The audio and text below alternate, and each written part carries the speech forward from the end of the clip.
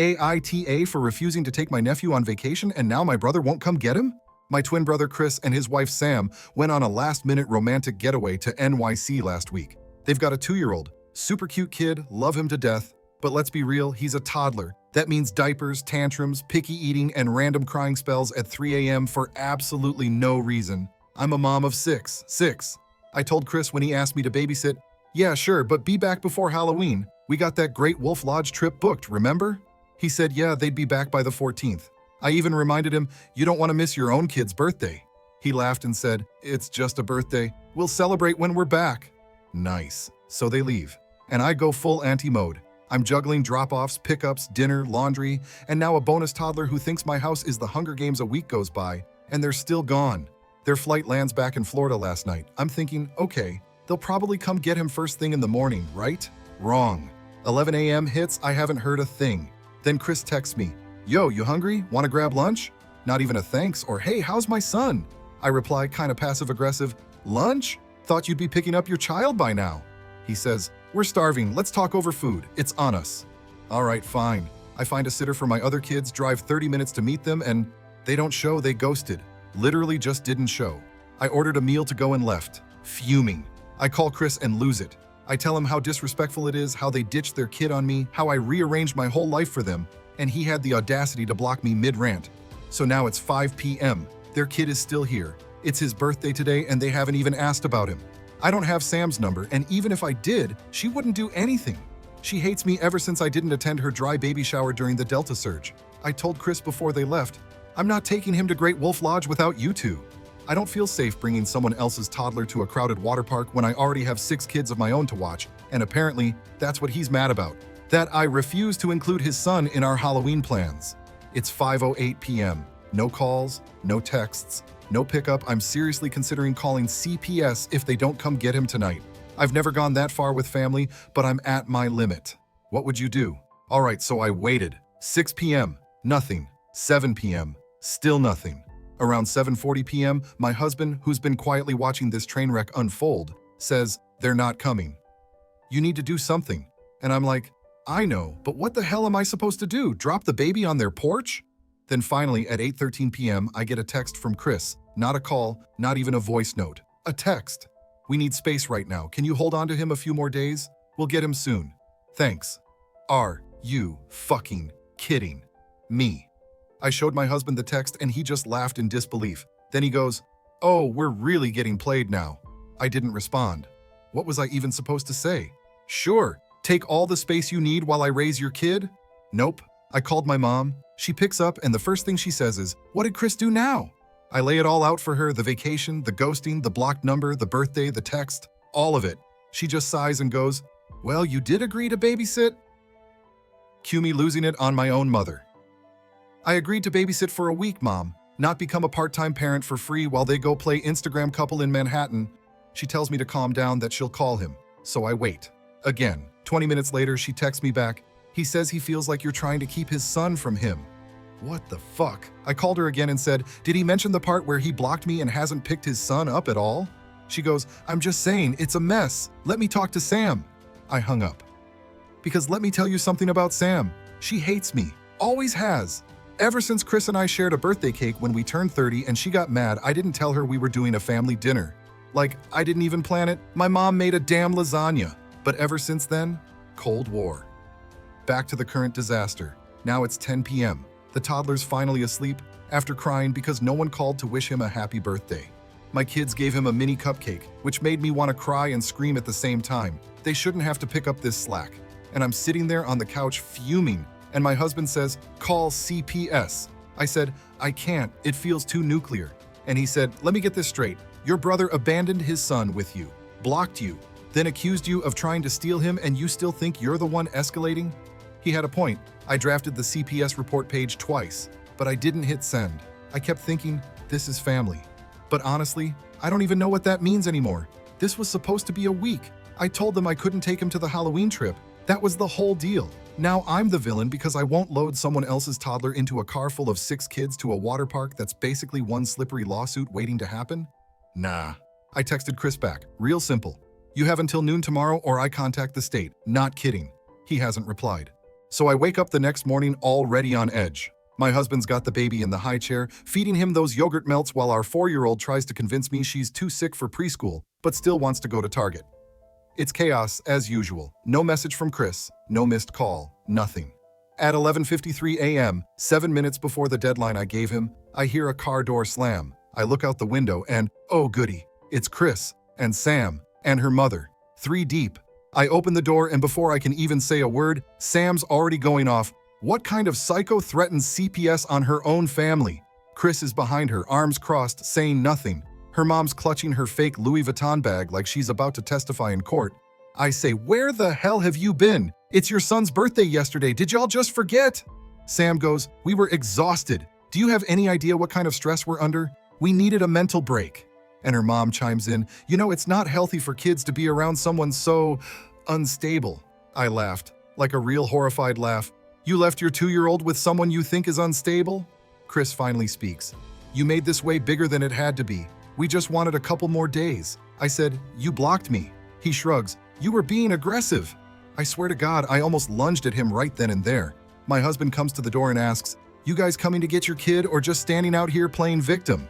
Sam huffs and marches in, grabs the diaper bag like it offended her, and starts packing stuff up without even saying hi to her own kid. The baby sees her and doesn't react. That hit different. He just keeps playing with a plastic spoon on the floor. She says, wow, he's been totally babied here. Great. I said, he's 2. What do you want him to do? File taxes? Chris is walking around my house like he owns it, looking for his kid's shoes, then mutters, unbelievable. I say, yeah, you're right, this is unbelievable. You show up with backup after ignoring your son on his birthday, and now I'm the problem? Sam goes, we'll be taking him now, and please don't contact us unless it's an emergency. You made everything worse. I said, you're welcome for keeping your child alive. I'll send you the bill for the diapers, food, wipes, and mental trauma. They leave. Chris doesn't even say goodbye. Sam straps the baby into the car seat like she's pissed off that he exists. Her mom gives me the death glare like I'm some daycare worker who fed him gluten. The car peels out of the driveway, and then silence. I sat down on the couch, surrounded by abandoned baby toys, and just stared at the wall. My husband says, well, you want to go to Great Wolf now? I said, not anymore. I felt sick, I felt used, and I also felt like I just ruined whatever was left of my relationship with my twin brother. But here's the kicker. At 6:20 p.m. that night, my phone rings. It's Chris. So I'm sitting on the couch that night, half watching my kids fight over a Nintendo Switch, half replaying the insanity that just happened, when my phone lights up with Chris's name. My husband goes, don't answer. I answer, obviously. I say, what? Chris jumps right in, no hello, no nothing. Mom said you made her cry. I blink, when exactly? Between the part where she defended you abandoning your kid or when she told me I was the dramatic one? He sighs like I'm exhausting him. You didn't have to drag her into this. I say, oh, so it's fine when you ignore your son for days, block me, and drop your problems at my door, but it's not okay for me to call my own mother for help? And then this man actually says, you could have handled this without acting like some martyr. You always do this. I'm the responsible one routine. It's annoying. I swear the air around me got hotter. I said, your kid cried himself to sleep on his birthday. What exactly do you think I was trying to win? The Auntie of the Year trophy. He snaps back, you made us look irresponsible. I laughed into the phone. Chris, you are irresponsible. Long pause. Then he drops this gem. Sam doesn't want you around our son anymore. She said it's too confusing for him when you insert yourself like that. Insert myself? I yell, you literally inserted your kid into my house for 8 days. He says, you didn't have to take him. I didn't have a choice. You asked me the night before your flight. Another pause, this one longer. Then he says, all quiet and pissy, we're going to Disney next month. We'll find a sitter who actually supports us. I almost threw my phone. Wait, I say, let me get this straight. You couldn't handle 1 week with your kid before a 3-day NYC trip, but now you're planning Disney. He goes, stop judging us. Not everything has to revolve around kids. Oh my God, I say, he is a kid. Chris snaps again louder. You don't understand what it's like raising a toddler.